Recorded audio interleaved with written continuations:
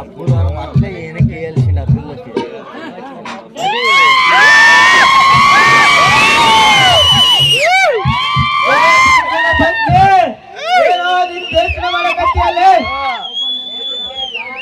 ಏನಂತ ಹೇಳು, ಇಬ್ರು ಬಿಗ್ನಾಸಿಗಳು ನನ್ನ ಹಿಂದೆ ಬಿದ್ದು ಹಾಕ್ತೀನಿ ಹಾಕ್ತೀನಿ ಅಂತಿದ್ದಾರೆ.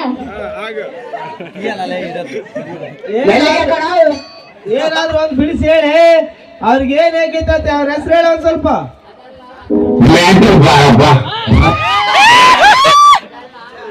ಅದೆಲ್ಲ ಗಾಡೆ,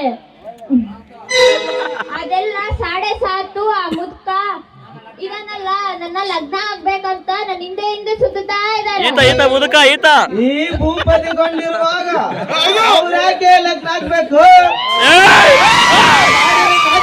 ಇಬ್ಬರನ್ನು ಕಳ್ಕೊಂಡ ಗಾಡಿ ಮ್ಯಾಚ್ ಆಗಲ್ಲನೆ.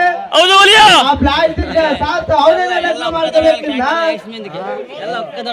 ಅಲ್ಲ ಹೊಸಿ ನಿಂದ್ರಲ್ಲೇ ಯಾಕ ಮುದ್ರಕತ್ತೀಯ? ನೀನ್ ಹೆಣ್ಣು ನಿನ್ ಕೈಲಿ ಆಗಕ್ಕಿಲ್ಲ, ಸುಮ್ ನಿಂದ್ರು ನಿಮ್ ಮಾವನ. ಏನದಾವಲ್ಲ ಅವ್ರ ಹೆಸರಿಗೆ?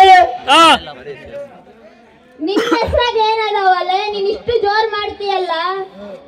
ನಾನೇನೇ ಮಾಡ್ಲಿ, ನಮ್ಮ ಅವ್ವ ಮದುವೆಯಾಗ 5 ವರ್ಷ ಆದ್ರು ಮಕ್ಕಳಾಗ್ಲಿಲ್ಲ.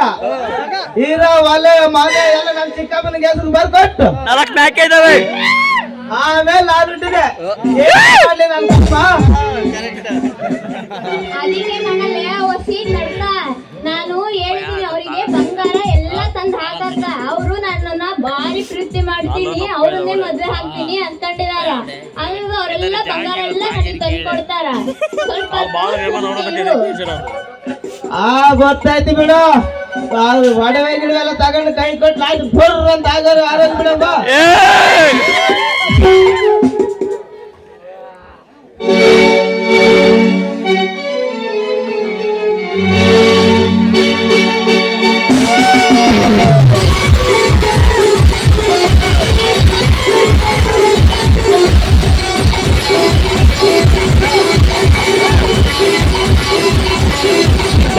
God.